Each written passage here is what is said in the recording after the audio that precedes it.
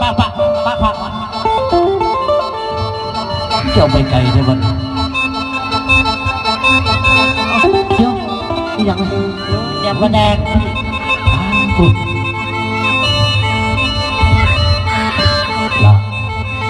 เดี๋ยว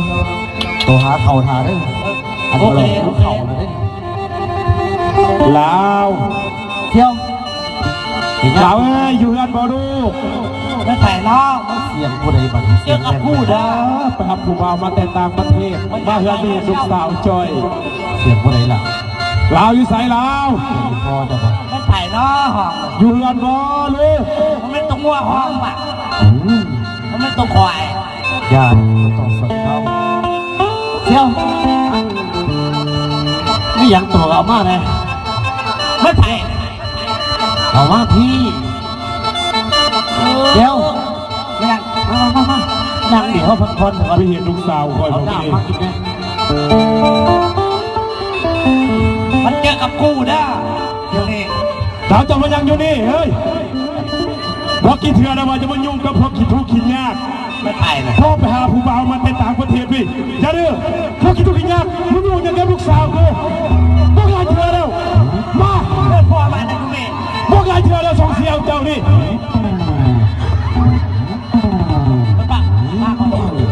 ดูน้องเสียดีเขาเจอกับกูนะปวดไปพวกขี้ทุกข์ขี้ยากพวกหลายเถื่อนจะมายุ่งกับลูกสาวคอยผู้ใดละเสียวมาทางไรไปทางนั้นกูบ่มักหนังสิกินกันยังบ่มีทำกันจนสองครั้งเกิดจุดจวนเลยเนาะเพื่อเครื่องคองนี่ยังก็บ่มียัง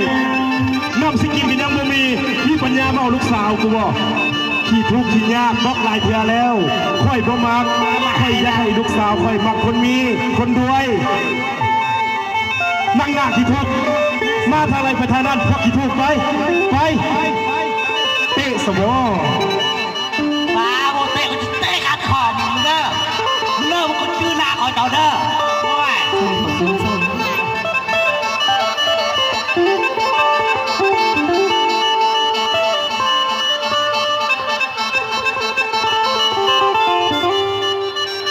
เสียวน้องสิอยู่จังไดล่ะเสียวบ่ได้เพิ่นก็ปล่อยเพิ่นกระดาทำกันจนสองคำกันจนเขากันเรื่องเกมการมองกันใส่กับผมนี่ซื้อ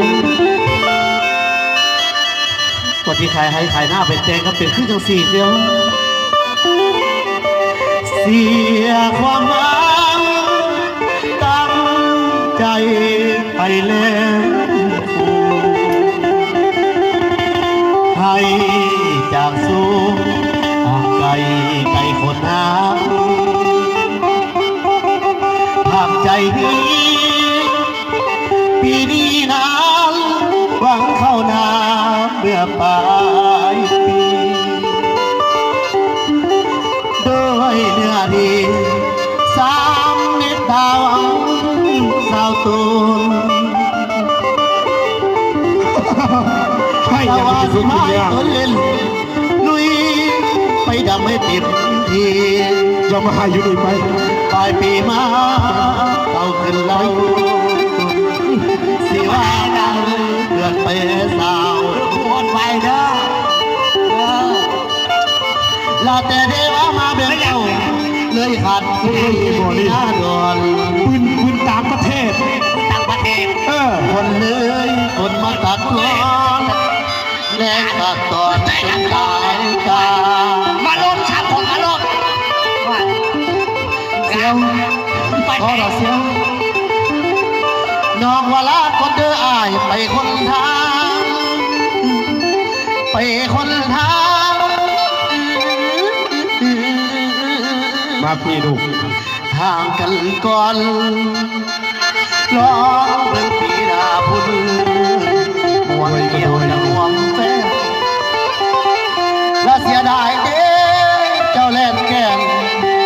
หนุ่มใส่แว่นเขาเงินดาใส่เงินตาละ5 แพง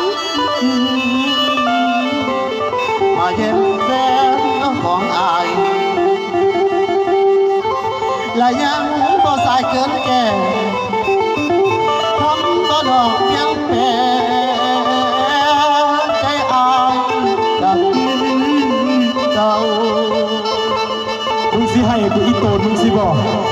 อย่าเสียดายเด้สองเมาตั้งก่อนกินไปอยู่ทำไมล่ะนี่พี่กินพี่เกลือกินนะ ว่ามึงเกิดทำไรล่ะว่า อยากให้เป็นจังสีเสียว มึงเจอกับกูวะมึงเด้อลงเดินมา เสียว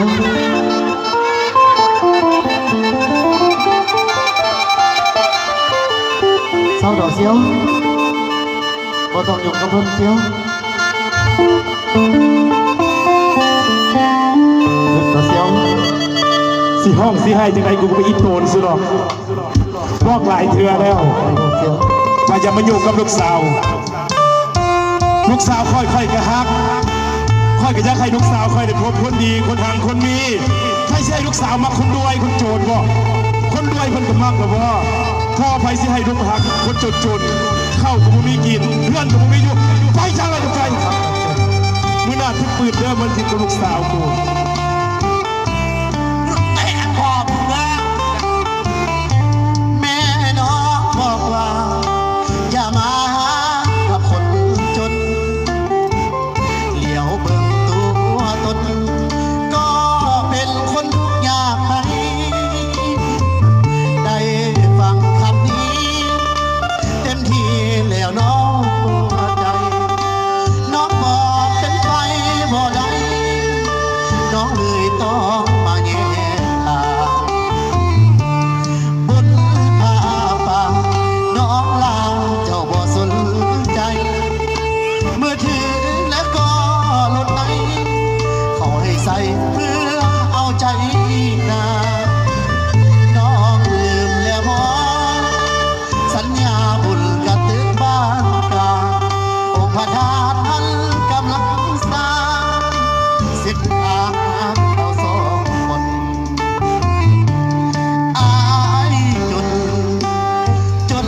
ก็มีหัวใจหักน้องเท่าใด เจอกับกูวะว่า หาไม่ก็เท่านั้นก็มีความหมายน่าเสียดายหักมาตั้งนานจนวันนี้หัวใจสถานน้องตาหวานเจ้านั้นเปลี่ยนไปขอลาบุญวาสนาบ่มีอายจนอย่างนี้คนดีน้องบ่สนใจอายขอลาก่อนขออวยพรให้น้องสดใสสายคนนี้หากน้องเราได้จะบอกให้วางเหลื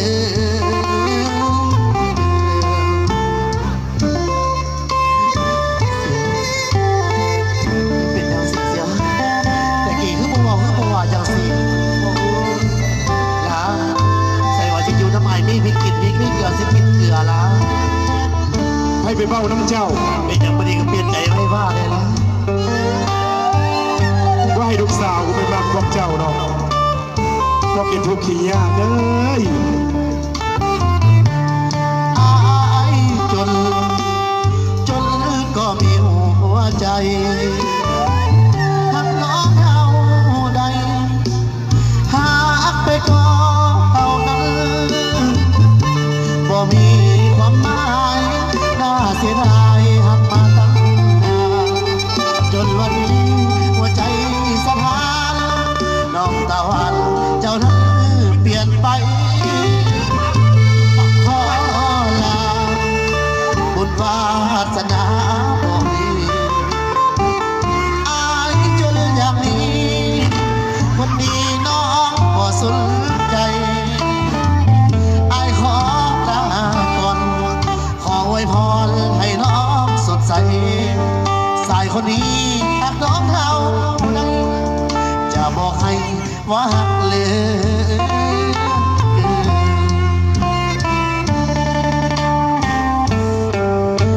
เสียวเป็นอย่างคือเป็นอย่างสีเสียว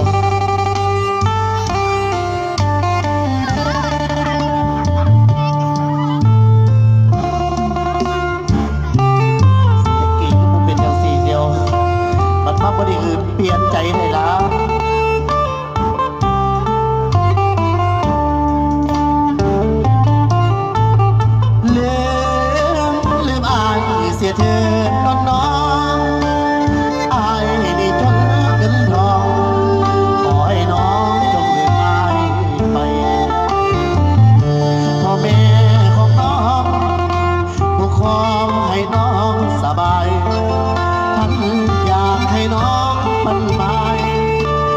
สายผู้รวยเงินตา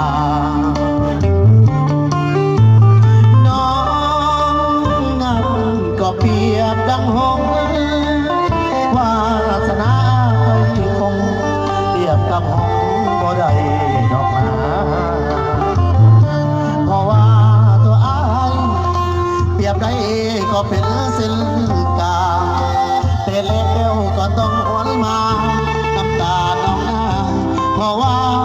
ผิดหวังโอ้ละน้องอยากจะขอให้ลืมภาพที่เค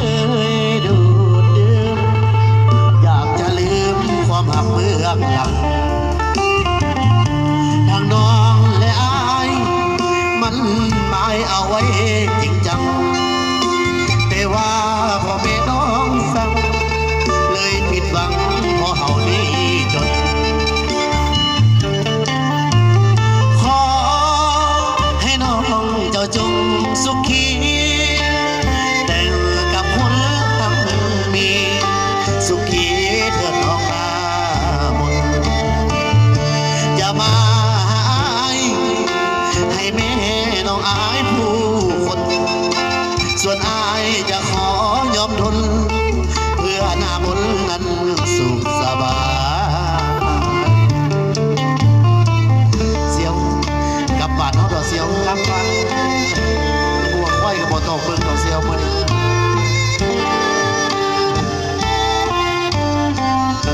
เอาเงินเอาของมาสิ สิกลับทางไรกันกลับเด้อกินทุกกินงานเด้อเมื่อน่ะมันอยู่กับลูกสาวด้วยเต๊ะกานคอดิใส่สมอใส่สมอ โอ้ละน้องอยากจะขอให้ลืมภาพที่เคยดูดดื่มอยากจะลืมความหักเมื่อรักกันทางน้องและอายมันหมายเอาไว้จริงจังแต่ว่าพ่อแม่น้องสั่งเลยผิดหวังเพราะเฮานี้จนขอให้น้องเจ้าจงสุขีแต่งกับคนทั้งมีสุขีเถิดน้องนามนอย่ามาอายให้แม่น้องอายผู้คนส่วนอายจะขอยอมทนเพื่อหน้ามนต์นั้นสุขสบายกลับบ้านเนาะตัวเสียวตัวมีเงินค่ารถกลับบ้านบ่มื้อนี้ฮะนี่บ่เสียวใส่เฮ็ดหยังล่ะบัดนี้